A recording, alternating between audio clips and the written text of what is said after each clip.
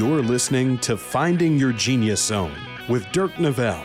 With the help of successful individuals across industries, Dirk breaks down the unknown parts of every vocation while highlighting the importance of finding a career where you can leverage your natural skills, passions, and interests. Now here's your host, Dirk Nevelle. Everybody, this is Dirk Nevelle. Welcome to my podcast. On with me today is Lacie Powell. Lacie, welcome. Thank you. Thank you for having me. Yeah, thank you. Lacie and I, it's funny. I talked to Lacie a long time ago, and then recently she reached out in my day job in lending, and we were chatting, and I remember talking her name, and then I remember she used to work with a friend of mine. So small world, but we started talking, and I became very intrigued with her career and what she does. She is, I'm going to let her elaborate, but she is a lifestylist. And, this podcast is really about aligning your career with your genuine skills, interests, and passions, and like what's naturally part of you. And she has done that to a T. So I was super excited to have her on. I'm going to let her, lifestylist might mean a lot of things to different people. So I'm going to let her articulate what that is. Lacie, if you're having a cup of coffee in downtown Seattle or whatever, and someone asks you what you do, how would you answer that? That's a great question. And I have this line on my website. But essentially, I cover everything you didn't know you needed. And so as a boutique lifestylist, I sort of specialize in three kind of main areas: event planning, home decor, and wardrobe services. So, I began my career in fundraising. I was in the nonprofit world, and quickly, there's events that are a part of that. And so I saw that sort of spark something in me. And then I moved into more event planning, but I didn't really see a way to make it more specialized. There wasn't anything that I saw out there that felt more intimate, more connected with the people that I was serving. A lot of it was big events. And so I sort of carved out my own niche. And so I work with a lot of, families in Seattle, and have sort of paved my own way and combining three things that I really loved. Yeah. So you walk us back a little bit. You worked for Vogue. Yes. Yeah. Talk to us about, it's kind of like you have these three backgrounds or three experiences that you've merged into one. Just briefly kind of give the audience a little idea of kind of what you did back in the day. Yeah. So I, as I said, right out of college, I originally was set to be a high school English teacher. Kind of as I was wrapping up my final semester and supposed to start student teaching, I had sort of a crisis of, consciousness, or whatever you want to call it, this epiphany. And I thought, this is not what I want to do anymore. And I very quickly shifted gears. I just finished with an English degree right out of college. I was a grant writer for a nonprofit, and I loved writing. So that was kind of a great fit initially. But as I said, I started to kind of get pulled into a lot of the events they would do, booths and things like that. And I really liked all the event logistics that were a part of that. So I did that for about a year, and then met my former husband early in college. So he and I dated all through college, and he got a job at Boeing, and that brought him to the Seattle area. We had been dating for quite some time, and so it was kind of assumed that eventually I would relocate, and I did. And so when I first moved here, I didn't know anybody. I mean, I knew nobody. He was the only person I knew. And so I started cold calling. I knew I wanted to do something maybe in marketing, PR, events, something like that. So I just started cold calling people and asking if I could do informational interviews with them, and took a lot of people to coffee, learned a lot about kind of the marketing and PR industry. And one of those informational interviews led to the career that I had about 6 years while in Seattle. One of the most incredible jobs I've ever had. They were a PR firm, and they had introduced me. They were representing a restaurant that was opening at the Bellevue Collection, which, as you know, is owned and operated by Kemper Development. And he's a huge developer in the area. And so this PR company that I had interviewed with, just info interview, just coffee at the Four Seasons. And they had met with the Bellevue collection. He said, oh, if you know of anybody that is looking for a job, we need somebody to help with events. And so it was simply by having met them that I was connected with a job that I had and loved for 6 years. And so I was the event planner, event manager at the Bellevue collection. So inside of the marketing department, and worked on some really, really incredible events. So I worked on Fashion Week, which is still huge. Snowflake Lane. I don't know if you've ever been to that, but that was actually one of my first events there, was the inaugural show of Snowflake Lane. So I kind of onboarded right when all of that was coming to fruition. Yeah. So that was incredible. And they have all sorts of home decor events. And then I was actually also in charge of the internal events. So the employee party, and then we would also do events for all of our merchants. So the shopping center itself, gosh, at the time had, probably 200 tenants.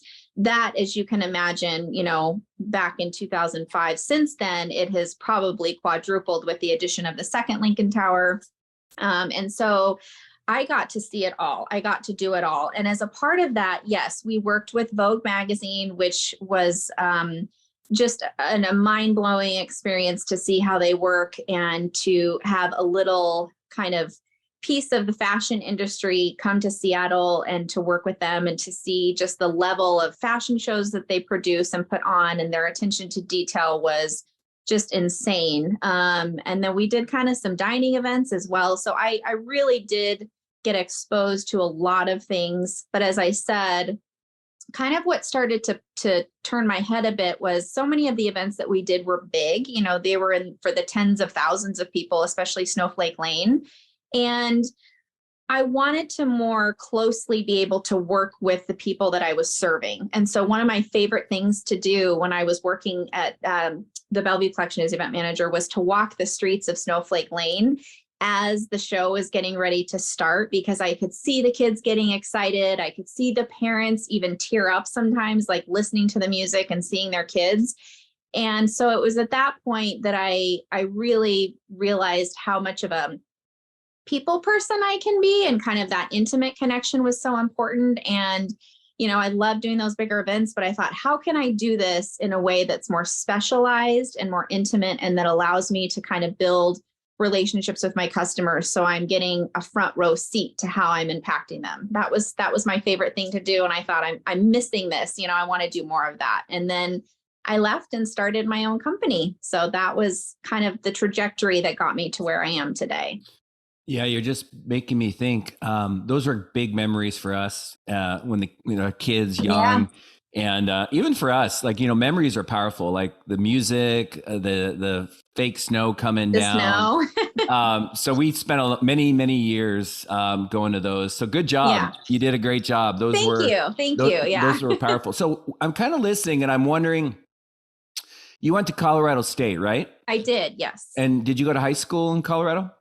I did. I went to Loveland High School. So just a short stone's throw from where I went to college at Colorado State. So about 20 minutes from there. Yeah. Okay. So what kind of person were you back? Were you doing, were you attention to details? What comes to mind? Yes. I'm very detail oriented, but I think I would go crazy, with all of the logistics that you're naturally comfortable with. Yeah. But were you doing things at a young age that kind of you look back and you're like, I'm not surprised. Yeah. Yes, actually, I absolutely did. And it's so funny to be able to look back and kind of see that common thread. So growing up, I loved clothes. I would often change my outfits 8 times a day, which drove my mom crazy.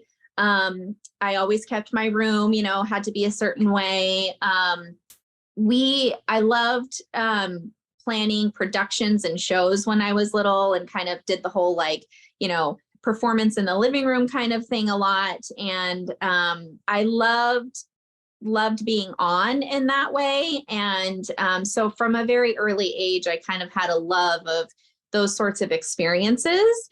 And then as I grew up, it's kind of funny, we have these moments in life that sort of change our entire path. And I remember these girls, kind of older siblings of these girls that I was friends with, they were saying something about, you have to be in student council because it's like the coolest thing to be a part of. And I didn't necessarily even know what it was, but I was like, well, I have to do like what the cool thing is. Right. And so my girlfriends and I signed up to be a part of it, having no idea like what you even do. And it was a very kind of cutthroat process. And by some miracle, we made it through. And I have to tell you, Dirk, like the experience of being in student council absolutely changed my life. Personally, I think professionally, it played a huge role in what I would do because we were responsible for all the school dances. We did all the fundraising. We were in charge of decorating the school all the time, posters and things like that. And so I think it was there that I really got to see and love putting things on for people and kind of seeing, again, it goes back to seeing those people appreciate and connect with what we're doing and be really excited about it, And I remember in my later years in high school, we did sort of a freshman lock-in experience, and all the incoming kids, we threw this big event for them. And I really think it had a huge impact on their first few days at school because they had already been and they knew who the upperclassmen were. And so I think student council really played a huge part in kind of what I would eventually go on to do. And yeah, I had a great high school experience, was very involved in sports and leadership. And, I definitely think in this field, you have to be able to have a voice. I say I'm a, what do I say? An extrovert and introvert. Like you have to be able to speak up and lead also when you're in event management because you're managing a lot of different vendors. And so, yeah, I think it was early days of loving clothes and decorating my room and then on to just planning things all through high school. And I just felt alive. I felt alive when I was doing that and was really fortunate to have that experience. Yeah, no, it's part of who you are. And that's kind of, listening to Lacie for the audience. I mean, I think it's really important to pay attention to those things that, what you gravitate towards, what you do on a Saturday. We're going to get into your job, your career here in a second. But one of the things I'm thinking about is, okay, so you've created this really cool niche. And I'm thinking about people that are like, wow, I really love what she's doing. As far as establishing credibility, like knowing, because these people you're working with are affluent, they're stylish, they have probably strong opinions. Yes.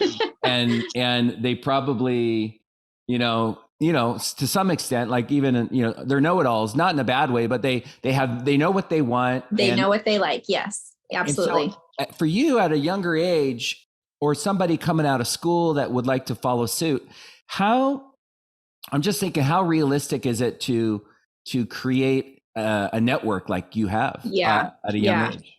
Yeah. Well, as I said, I similarly to how some of the folks that we're talking to might be coming out of school and maybe they've moved to their college town and they want to stay there or whatever it is, or they want to try a brand new city. As I said, I knew nobody here. I mean, absolutely nobody. And I am really proud of what I've been able to build over the last 10, 15 years. And it started with me cold calling people.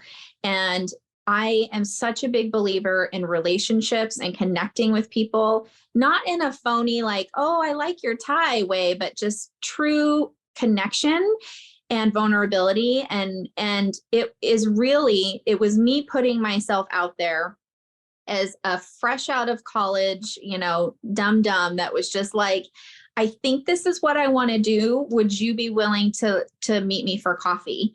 I want to hear about what you do and I want to learn from you. And it was absolutely, that's what got me my job at Kemper Development. And it was from that job that I met a handful of the people who've been able to propel me into what I do now. So much of our world operates on relationship, and you have to be willing to put yourself out there. And if it means you're cold calling people and saying, hey, can I take you to coffee? Go out of your way to meet them where it's convenient for them and to buy the coffee, and it will come back to you tenfold. I still remember it was Lael Carlson, Randall PR. I am so grateful to her that they were able to think of me. And that was all it was another person talking and saying, oh, it's so funny. We just met with a girl. You should get her name and number. And I went in for an interview, and that was it. And so I think you have to be willing to put yourself out there. And if you are someone who is more shy, I get that. Like I said, I am actually kind of introverted, believe it or not. But you have to just be willing to take that risk. So maybe email is a little bit easier than calling, but just being really honest. And you have to be able to sift through lots of things to figure out what you don't want to do. And I think that's a good place to start, is just calling, connecting with people, introducing yourself. And if it is something that makes you more nervous, there's tons and tons of resources out there about, building confidence. And I think it's so crucial. It's connection. It's human connection. That's the only way that my business has survived. As you said, it seems very unrealistic, but I will tell you that I have found the success that I have because of the way that I've connected with people. And it's built on relationship. My business has been all referrals. I wrote a PR, got with a PR agency when I started to come up with the marketing and PR plan. And I haven't ever even cracked it open, because it's been this person who worked with me and passed my name on. And then this person worked with me and passed my name on. So you have to be willing to put yourself out there, and you have to do a good job when you are brought on to do something. I think your character and your integrity and how hard you work will say more about you than you could ever say about yourself. Yeah. A lot of my guests, what you're saying, I love it's grit, and Yeah. it's, like if you're watching Lacie right now and you're like, wow, this is super cool. Like a lot of these fun, sexy, exciting, there's a lot of stuff behind the scenes that you have no idea, but it also started with cold calls and getting out there. And, you talk about, I think this is a really interesting conversation or a topic, is the whole introvert thing. Is like, I'm an introvert because that's where I get my energy, like by myself. Yes. Agreed. Even though I love people and I can hang and talk to anybody, but like when I'm by myself working on the farm or, just whatever, architecture or whatever, I get psyched up. And so if you're watching and you're thinking, gosh, I couldn't do this just because I'm shy. The thing though, is when you lead with the truth is always the best script. Like it's different. So if you're playing a game you don't want to play, or running a race you don't want to win, like in a job you hate, you're eventually going to get caught or found out. And so for you, I'm like, you were young and you were whatever, but you believed, it was part of who you were. And I think that's a really important thing to kind of pay attention to. But so I am going to ask you this, like, how do you wind down? Like I would think that, like, my wife gets nervous when she does, and she's I'm super impressed with the stuff that she does for, events. And I know it's not, 1,000 people or 500 people, whatever, but like, how do you come back down after a crazy event?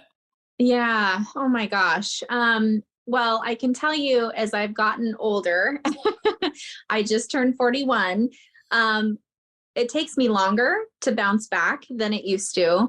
It has really taken me getting to know myself. And for a long time, I thought I was an extrovert, and I thought I got energy from being around people. And it's like you, I can do it. And I love doing it when I'm doing it, but I have to have my alone time.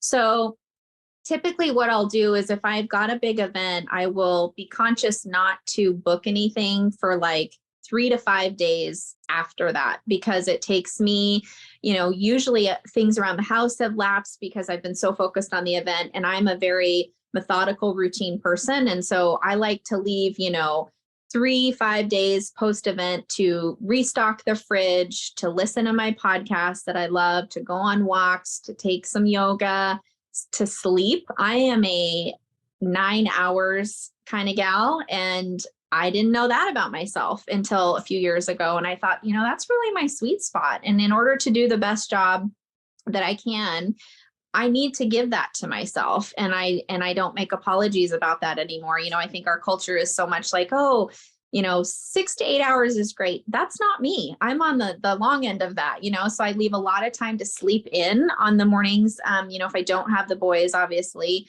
And that's the other thing is being really mindful of my schedule. I try not to schedule events when I have other things going on. If I can in any way sway, the direction of the date that we end up choosing or whatever it is, I try to just be really mindful about my schedule and then leave 3 to 5 days to yoga, to go to bed early. I love steaming my face. My fridge has to be stocked. My house has to be clean. Usually if I've traveled, I've got a suitcase to unpack. And it's really just leaving a lot of breathing room. I love to read and write, and meditation has been a big part of my life over the last few years, especially. And, I'm not the come home on Sunday night and bounce back by Monday morning kind of person anymore. Physically, my body usually is pretty tired, especially if I've been moving boxes or whatever the event requires. So sometimes I'll even schedule a massage.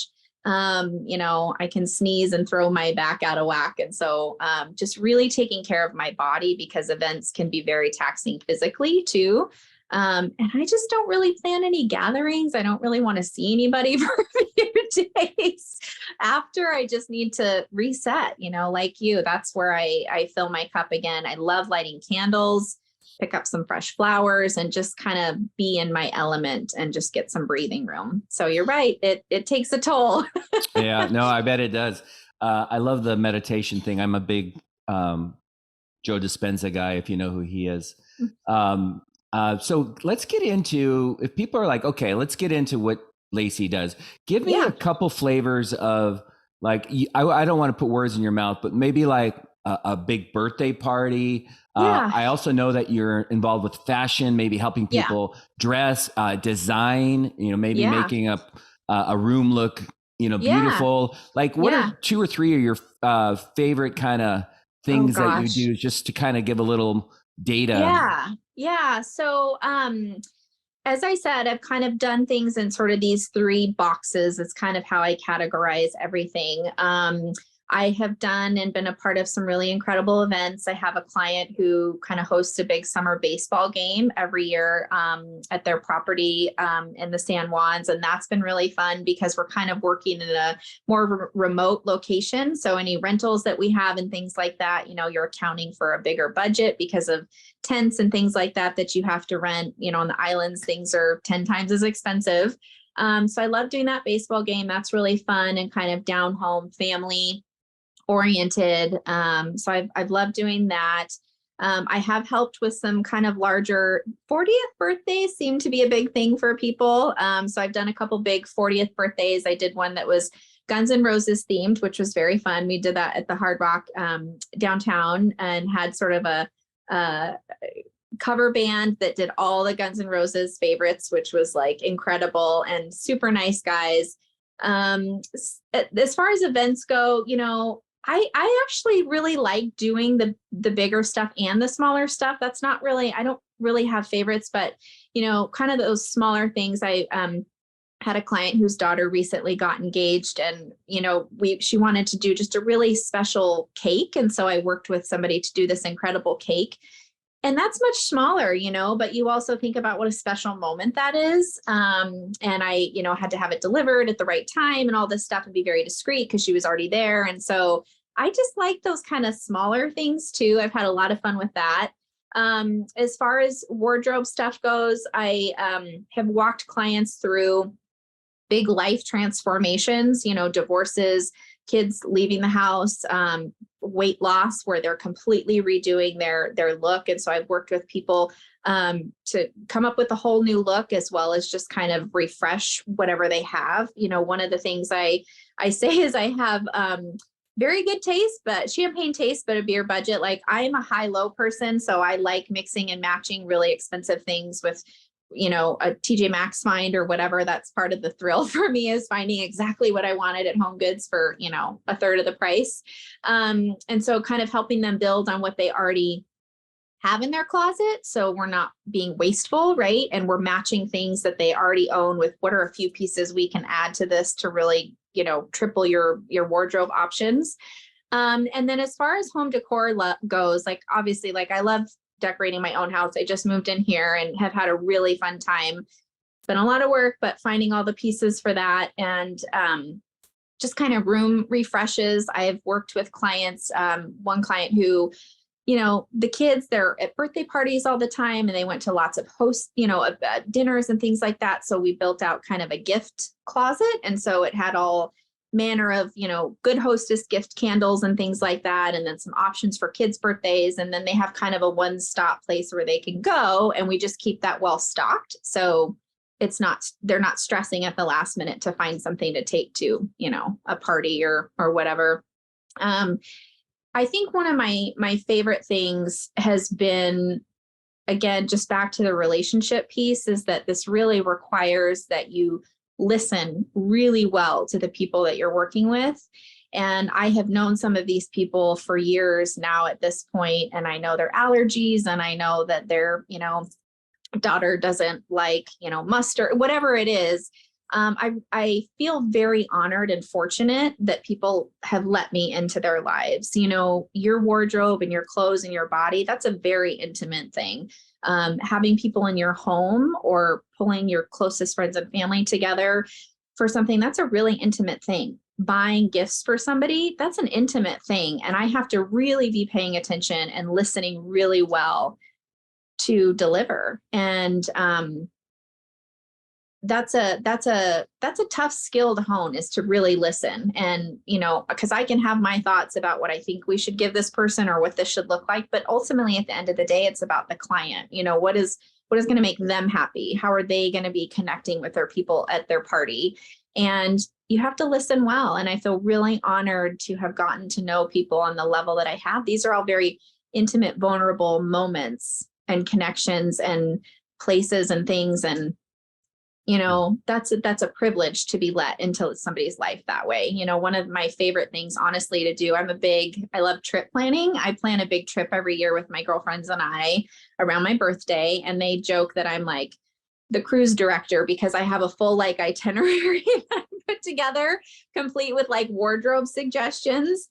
And, because people always want to feel like they're dressed appropriately. And so I do this same thing for clients. I plan, these big, they work usually with the travel agent, but I'm booking dinner reservations and excursions and mapping out kind of what they're going to eat for the week with the chef that we get. And again, that requires a level of paying attention and listening. And I love kind of taking what I pick up year after year and being able to add the following year and on our, further or later experiences to just make their experience of working with me better and better. There's less we have to talk about because I've taken the time to catch and pay attention to all these details, and it's an honor and a privilege for sure. Yeah. I'll be honest, I'm listening and I'm like, I'm not nervous, but I'm thinking about the responsibility that you have, because these are intimate things. Yeah. And I know how people freak out, Yes. and we're human. Yes. And I'm just trying to think okay, so the cupcakes didn't taste good, or they're not gluten-free or dairy-free. And you didn't know my son can't do, he's got celiac or whatever, or he's got the peanut allergy. Yep.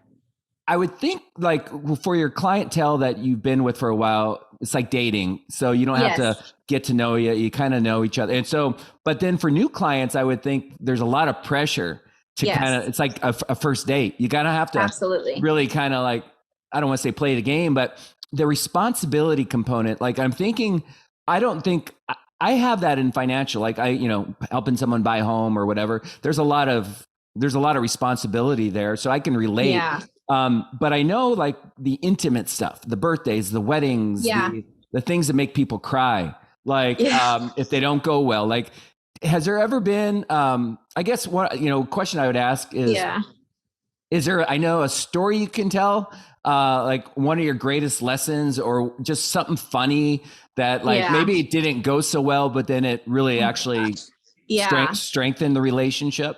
Yeah. That's a great, oh my gosh, I have hundreds, honestly. I think it is a very humbling, because I do think I have really good attention to detail, but I will tell you, I've messed up I've forgotten things. I've left things out. There was one time, I don't know why this sticks out. It's like triple, quadruple checking. We were doing this big fashion show and we were supposed to have, they were going to do the fashion show. And then afterwards, all the attendees of the show were supposed to go back to the shopping center and shop for the night. And, we were giving discounts or whatever. And we had this big program that listed everything that, they were going to get, like by going back to the shopping center, all the incentives, right? Which was the whole point of the event, was to get them to come back to the shopping center. And I'm standing at the back of the room watching this fashion show, and I'm so impressed with like how hard we've worked and it looks so amazing. And I remembered in that moment, the show had just started. I forgot to put the program that told everyone why they needed to go back to the shopping center in their little goodie bag. This room is filled with 500 people or whatever it is. And here I was just basking in the glow of like, oh, it's all come together. It looks so great. And I was like, oh my, and I had to race. I ripped off my stilettos and I ran back to the office, and the programs were sitting there on my desk. And I made it back just in time to hand them out at the door. But it was so humbling because I was like, getting ready to watch the fruits of my labor and like, oh, this is going to be so great. And I had forgotten like one of the most crucial things to the whole event, which was to see the ROI, to get people back in the shopping center so we could look at the sales the next day. And I had forgot. And I had checked my list. And so I will never forget that, because here I was ready to celebrate, feeling pretty good about myself. And I screwed up. I absolutely screwed up. It was on me. And so I think it is a very humbling career. I will tell you, I am not great at apologizing, and I have gotten very good at it over the last 2 years. Like, you have to be willing to take accountability. And, at the end of the day, it worked out and we could all laugh about it, but like, that would have been a big deal. Yeah, no, I love it. I think it's good. Look, I'm listening and I'm also thinking like, you got to own it sometimes, Yes. I will tell you, like, I've messed up in my business, and I'm the first person to say I messed up, and it's not easy, but I also have been on the other side of that when somebody owns it, and oh my gosh. Yeah. it means the world to me versus someone spinning it and bullshitting me and like saying, like, I know it was this person. So I think it's really good. Like, it's a good lesson for people is it's okay to be human. We're all going to mess up. It's all how you handle it. Yes. So I'm thinking about all the structure and the discipline and and then I'm also thinking about sometimes the beauty and the is in the, like in this podcast, I don't like scripting. There's questions I want to address, but I also like, I don't like total structure. I like a little room for newness or for randomness. How do you balance that in your world where it's not too rigid? You open up a little window for whatever happens. Yeah. It's so funny because it's the marriage of something that you've planned and you've checked the timeline 1,000 times and you've made all these lists and everything's supposed to be perfect with like, will this actually work? And sometimes it works and sometimes it doesn't. And I have a million stories on both sides. I think most of the time it works, but you have to assume in every party situation, everything, at least one thing is going to go wrong.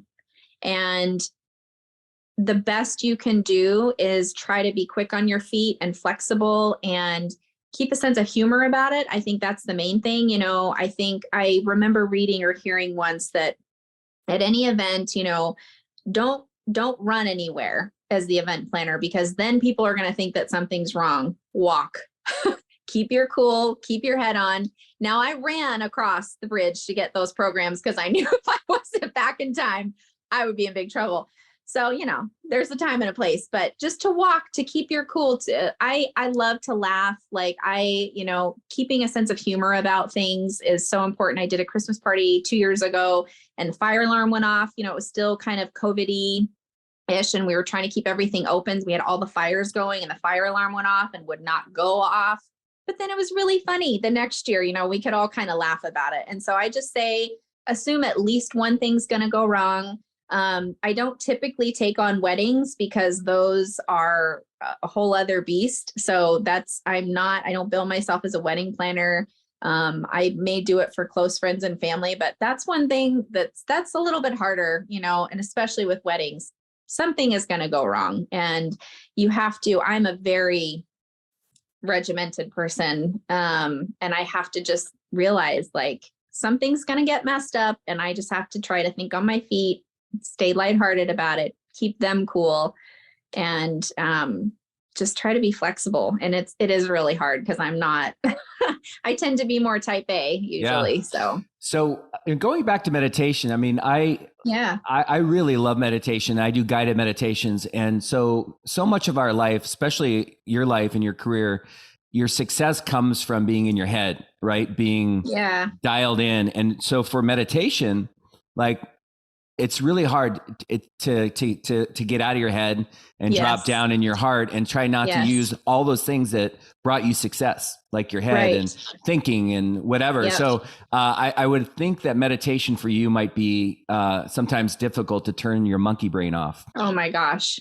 Absolutely. And I think, I've been through some stuff personally over the last couple of years that really challenged me and made me question who I was and what I stood for. And, as you said, to turn that noise off, not just with events, but whatever might be going on in your life personally. We get so many messages all the time about our worth and our, all of this. And I have really tried over the last few years to be able to go down to that place of like, who do I know myself to be? Who do I know I am in God? And what does that mean for my integrity and how I show up in the world? And it is really hard. I'm really big on affirmations because, again, with so much of that negative coming in, we have to have a way to combat that, and whether I'm reciting, a favorite scripture or an affirmation about, I love to take cards, like when people have written me cards, sometimes it's kind of nice to take a piece out of that, something that somebody has said about you and just repeating that to yourself. There's so many great resources out there for that. I have books and stuff like that, but it is really hard because events and that level of detail requires, as you said, very much the logical brain. And I've really tried, and I think this is something that happens as you get older too, is that's how you know when you're old, when you start to say, as you get older, I'm in that camp now. But how important listening to your gut is. And I think I didn't necessarily grow up doing that. I think we're taught in so many insidious kind of in between the lines ways to not do that. And it's so important. I mean, it's so important. I don't know if you've ever read Blink by Malcolm Gladwell, but he talks about how within the split second of meeting someone, of seeing something, you're collecting all this information and it's valuable, and you have to believe yourself and you have to listen, as you said, to your heart and to go deep. And I've done a lot of pivots over the last few years to just say, nope, and I don't owe anybody an explanation. And so, yes, you have to be able to kind of go down to that calm, to that quiet and say, what's my heart saying about this? And that's a hard thing to do. I love that. I mean, that's really what this is about in Genius Zone, is listen to your heart in terms of follow, that voice, it's there. And there are people who don't really care. I mean, there are people who don't care about what they do. They just want to fish 3 weeks a year and and that's fine. Yeah. That's not my audience, but my audience or tribe are the people that they know something's there. They feel it. And what you're talking about is exactly that. Now, before I didn't want to go too far off the job stuff. As far as like compensation, I'm not asking you what you make, but like, how do you charge? Is it a per project basis or is it hourly, or like, how do they pay the bills in your line of work? So that's a great question. So I have kind of two paths. I have my contract clients, which are people who have committed to me, I'm going to hire you for a certain number of hours a month. And so I have a contract rate, and then I have kind of just a one-off, I'm going to hire you. I don't know if we're going to work together again, or I have kind of a one-off project, and that's just my hourly rate, which is a little bit higher. And then when I do kind of a bigger event, I typically, what I'll do is I'll estimate the number of hours that I think it's going to take. And I'll typically offer that lower contract rate, and I'll just kind of estimate, I think it's going to take this many hours, and then they pay 50% up front and the balance after.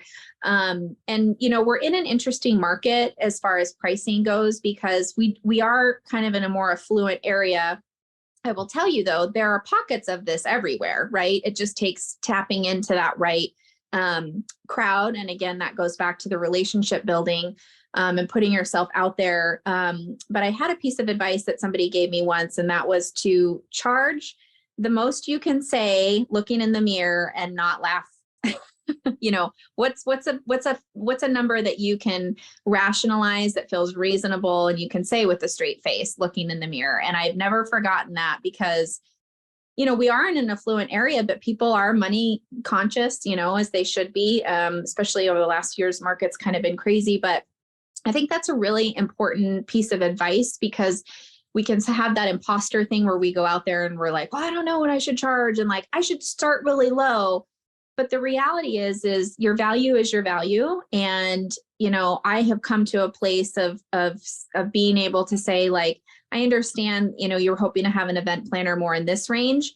That's not me. I'd be happy to pass on other names, because my time is my time. I'm not going to get it back. It's a commodity that you don't get more of. And, I think, do I want to be with my kids? Do I want to be away from my kids for a weekend for this amount of money? And sometimes the answer is no. And that's hard, because you don't ever want to turn down business, but you have to know yourself and your value. And that's a huge part of going out on your own that I've had to learn about. No, I love it. You got to know your hell knows too. Like, that's right. When I got into lending, it was mostly because I was going back to school for psychology, and it was night school, but I knew I didn't want to miss birthdays. I didn't want to miss holidays. So I picked a job where I knew I didn't have to, I used to work in technology. So that to me is a big thing. What are one or two things, just kind of, like the non-negotiables, the things that you get out of your, like, some people it's compensation, some people it's freedom, some people want to make an impact, like teachers. What are the things that are really important to you in a career? Yeah, I would say I'm going to be totally honest. Like, money does not buy you happiness, but it does buy you a lot of freedom and flexibility. And so I appreciate nice things. I appreciate travel. I'm not really embarrassed to admit that. Like, I want to be able to experience as much as life has to offer through travel, to hosting, making a beautiful home where people feel welcome. So, money is important. I don't think it's the end all be all, but it's able to afford flexibility and freedom and experiences. So I don't think people should fully discount that necessarily. I recognize that I'm a person that appreciates nice things, and I'm okay with that.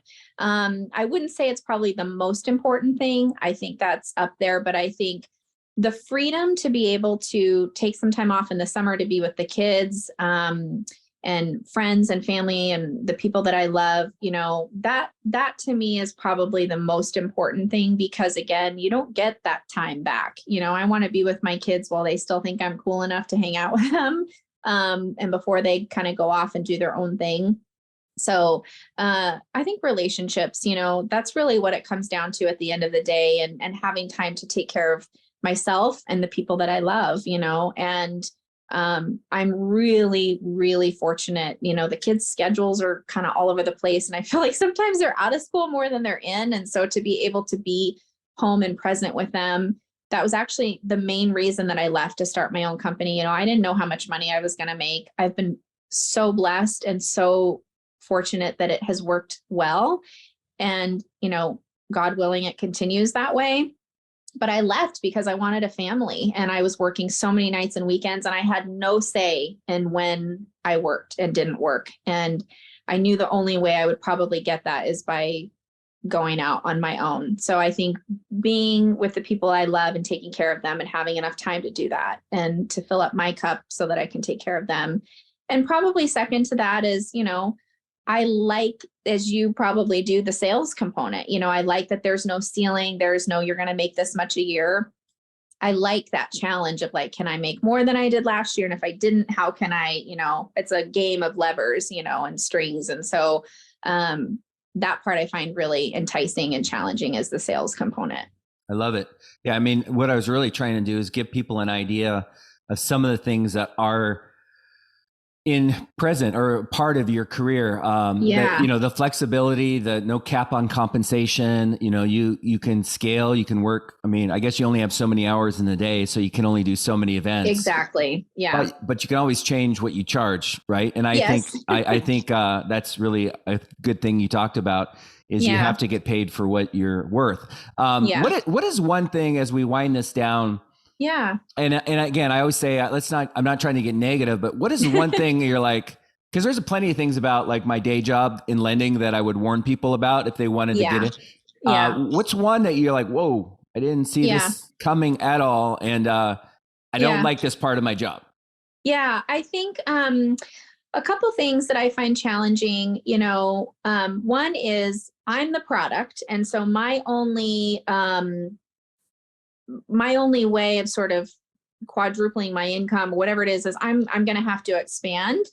It's a lot of pressure for one person to carry that weight. And so it's kind of twofold. Like I'm the product, meaning, there's only one of me. There's only so many hours that I have in a day. And when I want to take vacation, like I'm not available to people. I'm offline. And so, that's tough because if I want to expand, I've got to bring on other people and kind of grow in that way. And the other part of that is it's a lot of pressure. Like when it's just me, and I'm responsible for my two boys and whatever life it is that I want to lead, that's a lot of pressure. And, if something goes awry or if I lose a client for some reason, that's a hole that I have to fill. And I've been so fortunate that hasn't happened a lot, but I have had a couple of experiences where, I worked with somebody and it didn't, it wasn't anything awful, but it just personality or whatever it was. And that's hard. And I'm like, well, I got to fill that hole. And so it's a lot of pressure to, be the sole, the sole person of your fate and your future. I've been really lucky. I would say people might look at this and say, well, you probably work with people that are really like stuck up and, because I think that gets assigned to people that are very affluent, which is often the clients that I work with. But I have to tell you, I've been really, really lucky in that realm. Everybody that I've worked for the most part, has been actually very down to earth and not showy about any of that, and just really naturally great, authentic people. And on that same token, they know what they like. And, sometimes I get it wrong and I have to just, again, have the humility to say, gosh, I missed that. I'm so sorry. Or, if I'm doing more admin-y work, oh, I missed that email. I know that was important to you. I'm sorry I didn't flag that one for you. It's tough. That part is tough. You have to be really strong in who you are to, one, know what kind of work ethic you have and what you're putting forth, but also to own it when you do mess up, because we all do, so it's a particular crowd to work with. So that's challenging too. So what haven't I asked as we end it? Like, is there one piece of advice that you'd give to somebody, a young man, young woman that's like, this is what I want to do? What would you tell them?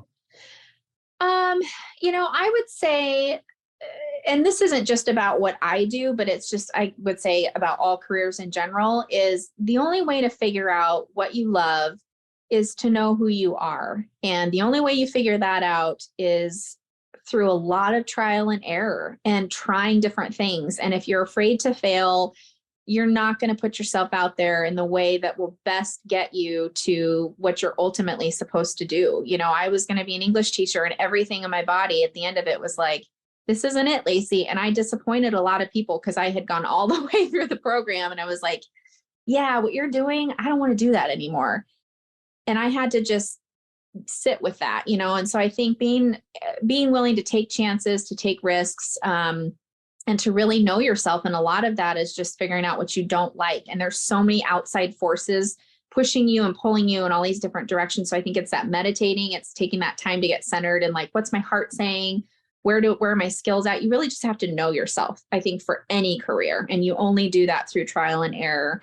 And as far as what I would do, I would say, if you were interested in this field in particular, having good taste and appreciation for nice things is really important, because you have to have a sense of quality and is this the best experience that they're going to get? If I book this for them, or is this something silly? Is this the best blanket that I can actually, you're really paying attention to that detail, and having that level of taste is really important. It doesn't mean you spend frivolously, but you have a good sense of that taste. And I'm a very sensory person. And so that sort of comes naturally. So I think being mindful of smells and taste and touch, that's really big in what I do, because you're providing an experience for people, from the way a shirt feels to, what food they're going to be enjoying at the restaurant you book or whatever it is. That's really crucial. And I think again, just having a sense of humor, because it's an industry with a lot of ups and downs, event planning and decorating, things go wrong and you have to haul the rug out that you just put in. And so just being lighthearted and having a sense of humor, I think are super, super important too. Just keeping it light. Yeah, I really like what you said. If you couldn't do what you're doing, yeah, let's just say they said, no more.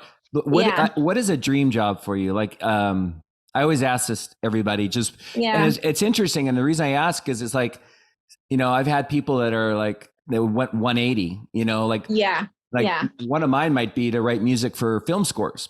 I love that stuff. But like, what's one that just like, if you could do anything, what would it be?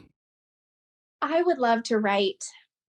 I love books. I love writing. I love journaling. I think that was partially why I wanted to be an English teacher, because I loved kind of taking apart a novel and what's the symbolism. And, I'm very like type A about grammar. When people send me Christmas cards, I'm like, oh, that shouldn't have an apostrophe. So I love, like, I'm a natural reader. I love the language. I love words and poetry. And I, when my kids ask, what do you want to be when you grow up? I always say a writer. Like, I would love to write a book someday. Who knows if that'll ever happen, but, I love telling stories. I love kind of where that can take your mind and your body. And I love getting lost in a book. And I love the idea of doing that someday. So I think your career could translate to a lot of stories, interesting stories. A Devil Wears Prada. I mean, I think so. And by the way, I think when we go live, and I think there's a lot of folks just watching this that, like, I can think my mom, for example, would totally use you. So I'm hoping that this helps you drive some revenue and some new clientele. Thank you. And it was awesome interviewing you. It's cool to see people in their flow, and you certainly are. So thank you. I appreciate your time. Thank you. Thank you for the opportunity. This was great. I love, like I said, talking about what I do. It's brings me so much joy, and I hope that is felt and seen. And I wish everybody that watches and sees this the same life-giving career, whatever that is for you. This has been great. Thank you so much. And if somebody wants to hire you, they just go to your website, Lacie Powell? Yes. Okay. Email and phone is on there. So Thank you. Yeah. Thank you. You're welcome. All right. Thank you, Lacie. Thanks. All right. Take care.